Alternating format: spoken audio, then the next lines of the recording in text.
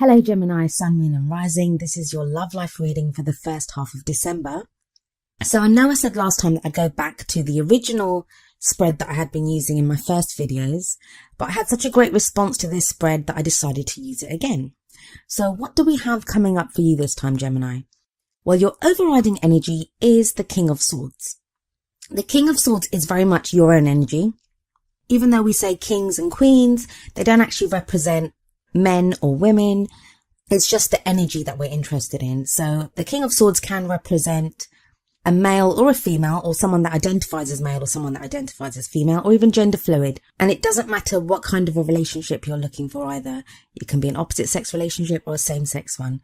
The kings and queens, they just represent different energies, and that's there for us readers to interpret. So you have the King of Swords, as I said, and the King of Swords can be an air sign, and that would be an Aquarius, Gemini or a Libra. So like I said, that could be you. In which case, if it is your energy, it means you very much feel in your own power right now. You very much feel, I think this will make sense to some of you Geminis, but you feel more like yourself now than you have done in a very long time. So many of us have gone through so much this year that it's left a lot of us at times wondering who we are or what we're doing. But with the King of Swords coming up here in the overriding energy, this would suggest that so many of you now feel very much in your own power, especially with the King. The King is the master of the suit of swords. He has mastered the energies of swords, and swords are all about communication, thoughts, ideas, being able to debate, being able to communicate. He has knowledge, he has wisdom. And a lot of you may be feeling that way right now. You may not know exactly what you have knowledge and wisdom about, but you do feel like you know more now, and you're more confident in what you know than you did even a couple of weeks ago. If this isn't you, if it could be that you're dealing with another air sign, like I said, that's an Aquarius, Gemini or a Libra. All those qualities may apply to that person, that's what they come across as. But the other thing that can come across here sometimes when we're dealing with swords, even if it's not someone of that element, even if it's not an air sign, this could be someone that comes across as rather cold. You may try to express an emotion to them and you're not really getting anything back from them. But even then, I think with the King of Swords energy here, you're in a much better position to be able to deal with someone like that. Although I think for the majority of Geminis, this is going to be your energy, that you are back in your own power. Now, the card that comes up at the center of your reading is the Devil. This is the card of addiction. It can refer to literal addiction, like being addicted to some kind of substance like alcohol or drugs or even porn or sex. It can be an addiction to a bad relationship or just to ways of thinking and behaving. But it's when we cling to something that is not good for us, and we know it's not good for us, but we're unable to let it go, like an addiction. It can be that this is you that's having to deal with some sort of addiction, that you're addicted to some substance or pattern of behavior or a relationship, or someone that you're having to deal with is going through that they may be addicted to something. If the original King of Swords energy is your energy, Gemini, then I do think that this Devil energy is something that you're going to be working through in this period, or you may even already be working through it, and that's the energy that you bring into the beginning of December. Because the Devil doesn't just show addiction, it shows freedom from addiction. The message from the Devil is only those things that we allow to hold us back will hold us back, that we have the power to unchain ourselves, to unshackle ourselves at any time. And I kind of feel like that's what you're going through at the moment, Gemini, that you've been unshackling yourself. You've been trying to change the way you think.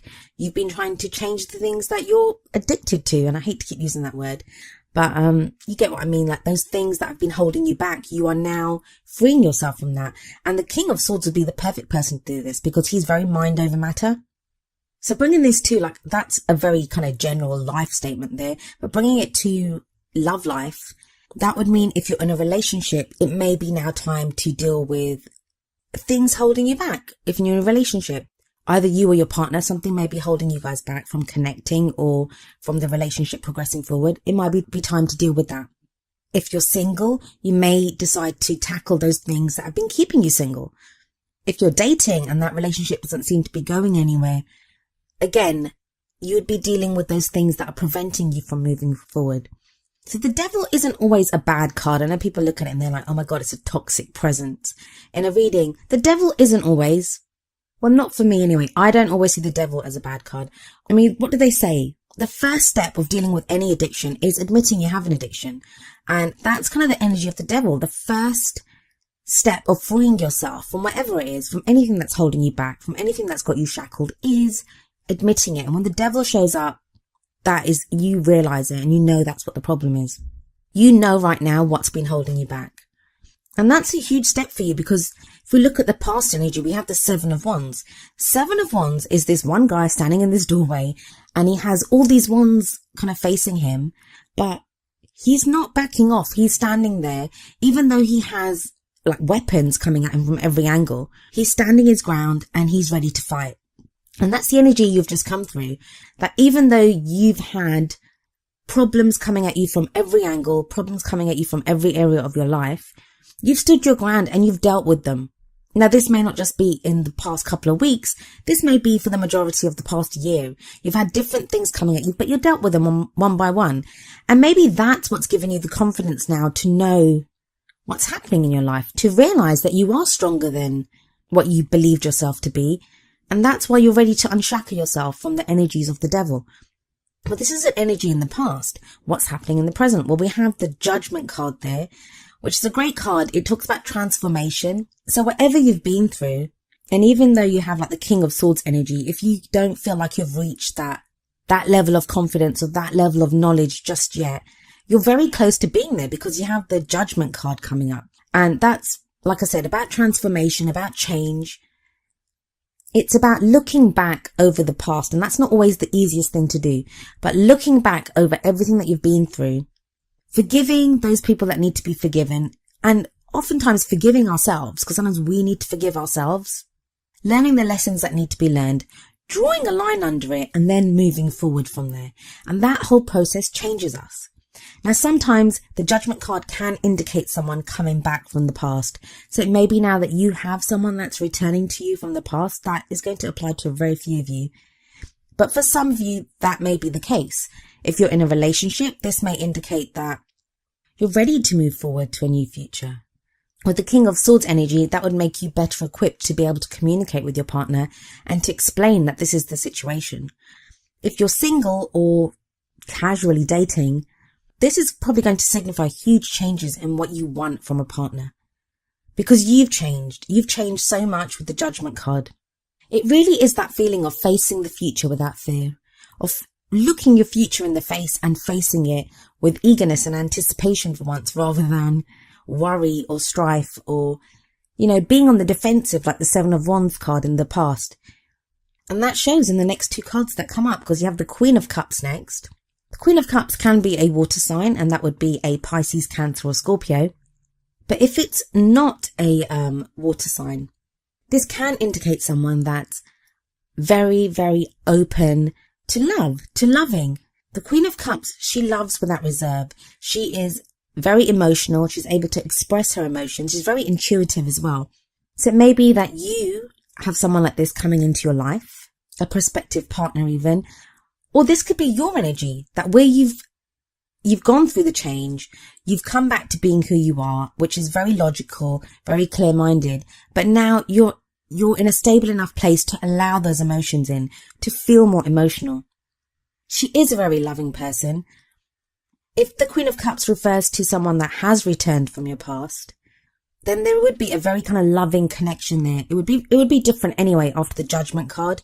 And I think for some of you, this will be the rekindling of an old love. But for the majority of you, I feel this is a new energy coming in. And I think it's going to be you. I think it's going to be you that is feeling that love. You that is feeling more emotionally stable. You that's able to express your love. And not just express it, because, the King of Swords can express. He's not very good at expressing emotions, but he's good at expression. He's good at communicating. But with the Queen of Cups, she doesn't just express love, she can receive love too. And sometimes that can be hard for us to accept love from other people. So maybe that's the lesson that you need to learn here, that you can receive love. And the crowning energy, which takes us up to the middle of the month, is the Nine of Cups. And I'm sure you got this last time as well. Nine of Cups is the wish card. It's that whatever you want, you can have it. You've received your heart's desire. I'd love to be able to say that by the time we get to the middle of the month, you will have your heart's desire. But I don't think that's the case, because that would be the 10 of Cups. The 10 of Cups is the happily ever after. But the 9 of Cups tells you that you're almost there. You're almost at your happily ever after. You just have to refine what it is that you want. You just have to decide now, what is it that you want? And I think this first half of December, it's going to allow you to refine that to a level that you haven't probably done so before, and not in a very long time anyway. The 9 of Cups is also a card of celebration. I mean, we see 9 cups here. It's having plenty. It's having lots to share, and it's a love life reading. So you have love to share with people. But if you do nothing else in the next 2 weeks, Gemini, think very carefully about what it is that you want. What do you want? What do you really, really want in your love life?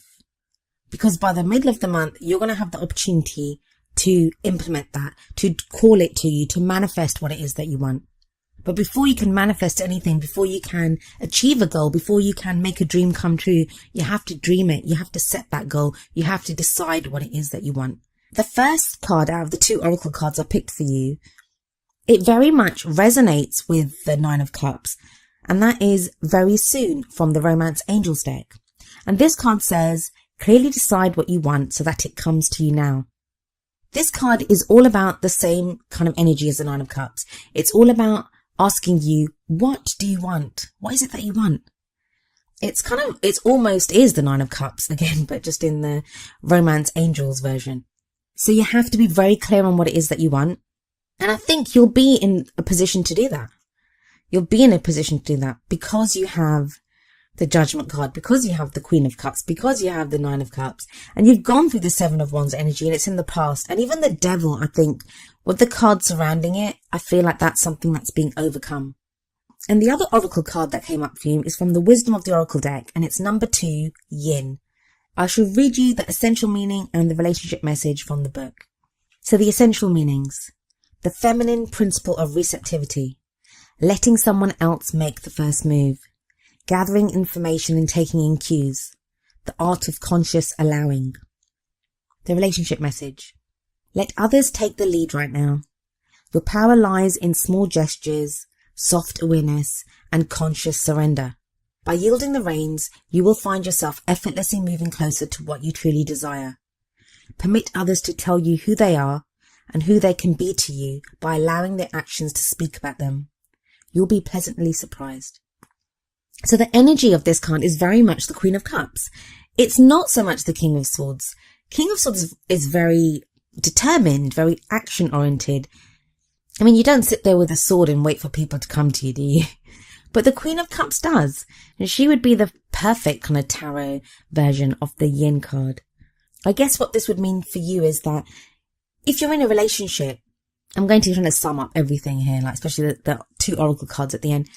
If you're in a relationship, decide what it is that you want for your relationship, but put real thought, and it's more about the emotion and the thought that you put into things right now. That's the King of Swords is about thought. The Queen of Cups is all about emotion. You have wands, but in the past, and wands are the action cards, but don't take action. That's what it's saying. And that's what the Yin card is saying. Put your thoughts into what it is that you want. Refine your plan, refine your goals, refine your dreams.